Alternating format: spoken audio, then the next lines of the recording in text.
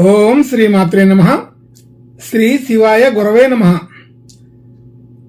యఃకర్త జగతాం భర్త సంహర్త మహసాం నిధి ప్రణమామి తమాదిత్యం బహిరంతస్తమోపహం. వీక్షకులకు నమస్కారం.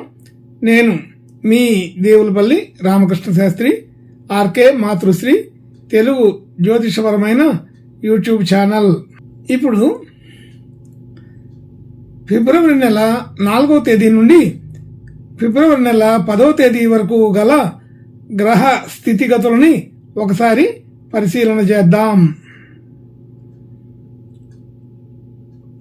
ధనుస్సు రాశిలో రవి బుధ గ్రహాలు, అలాగే కుంభరాశిలో శని, మీనరాశిలో రాహువు, మేషరాశిలో గురువు, కన్యా రాశిలో కేతువు, వృశ్చిక రాశిలో చంద్రగ్రహం, అలాగే ధనస్సులో కుజ శుక్ర గ్రహాలు సంచరిస్తున్నాయి. ఇటువంటి గ్రహ సంచారము వలన ఈ వారం రాశులకు వార ఫలాలు తెలుసుకుందాం. ఓం శ్రీమాత్రే నమః. ఇప్పుడు మీనరాశి వారి గురించి తెలుసుకుందాం. మీనరాశి వారికి రాశిలో రాహుగ్రహం, 2వ స్థానంలో గురు గ్రహం, అలాగే 7వ స్థానంలో కేతుగ్రహం, 9వ స్థానంలో చంద్రగ్రహం, 10వ స్థానంలో శుక్ర కుజ గ్రహాలు, 11వ స్థానంలో రవి బుధ గ్రహాలు, 12వ స్థానంలో శని గ్రహం సంచరిస్తున్నారు. ఇటువంటి సంచారం వలన ఈ వారం కొంత మిశ్రమ ఫలితాలు కనబడుతున్నాయి. మిశ్రమ ఫలితాలలోనే కొంత శుభాధిక్యత కూడా కనబడే అవకాశం ఉన్నది. రాశిలో రాహు ఉండటం వలన మంచి పట్టుదల కలిగి ఉంటారు, పటిష్టమైన నిర్ణయాలు తీసుకుంటారు, చురుకైన నిర్ణయాలు, వేగవంతంగా ఆలోచనలు ఉంటాయి. అలాగే ధన యోగాదులు అనుకూలంగా ఉన్నాయి. ధనస్థానంలో గురువు ఉండడం, స్థానాధిపతి రాజ్యాన్ని చూడడం వలన అలాగే అనుకూలమైన స్థితి కనబడుతోంది. కాబట్టి ధనయోగాదులకేమీ ఇబ్బంది ఉండదు. కుటుంబ సంబంధించిన విషయాల్లో కుటుంబ సభ్యులు, బంధుమిత్రులు అందరితో కూడా సఖ్యతగానే ఉంటారు. గృహ వాహన యోగాదులు కొంతవరకు అనుకూలపడే అవకాశం ఉన్నది.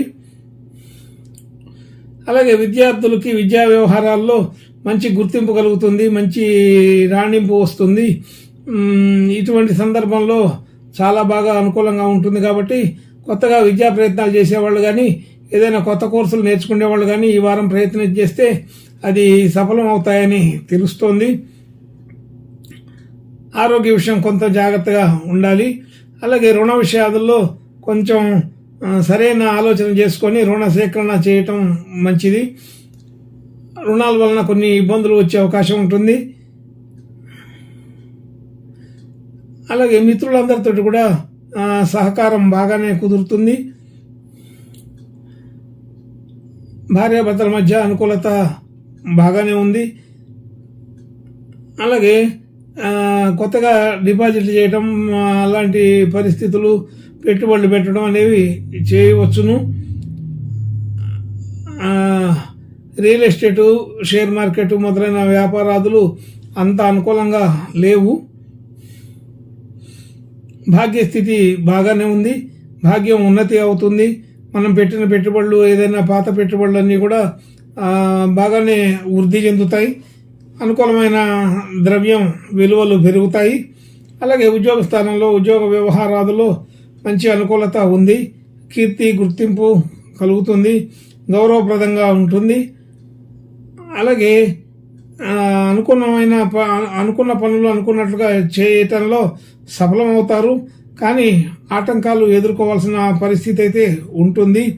ఏలినాటి శని ప్రభావం కూడా కొంత దీంట్లో కలుస్తుంది. అలాగే అధికమైన ఖర్చులు అయ్యే అవకాశం ఉంది. గృహ ఉపకరణాలు తీసుకోగలుగుతారు. గృహానికి సంబంధించిన వస్తువులు ఏదైనా సరే తీసుకోవాల్సిన స్థితి ఉంటుంది, తీసుకోవాల్సిన అవసరం కలుగుతుంది. అలాంటి పరిస్థితులన్నీ కూడా బాగానే నిర్వహించగలుగుతారు. నూతన వ్యాపారాదులు చేసే వాళ్ళకి కొంత అనుకూలంగా లేదు. సాధారణంగా ఉంటుంది. వివాహ ప్రయత్నాలు చేసే వాళ్ళకి వివాహ ప్రయత్నాలు సానుకూలపడతాయి. ఉద్యోగ ప్రయత్నాలు చేసే వాళ్ళకి ఉద్యోగ ప్రయత్నాలు కూడా బాగానే సానుకూలపడే అవకాశం ఉంది. అనుకున్న పనులు అనుకున్నట్లుగా కొంతవరకు జరుగుతాయి. కొంత మిశ్రమ ఫలితాల్లాగానే కనబడుతున్నటువంటి ఈ మీనరాశి వాళ్ళకి ఈ వారం శుభాధిక్యత కలిగిన మిశ్రమ ఫలితాలుగా తెలుసుకోవాలి. ఇంకా మంచి శుభ లక్షణాలు శుభయోగాలు కలగడం కోసం ఈ మీనరాశి వాళ్ళు ఈ వారం ఆంజనేయ స్వామి ప్రార్థనా నమస్కారాలు చేసుకుంటే బాగా ఉంటుందని తెలుస్తోంది. శుభం భూయాత్.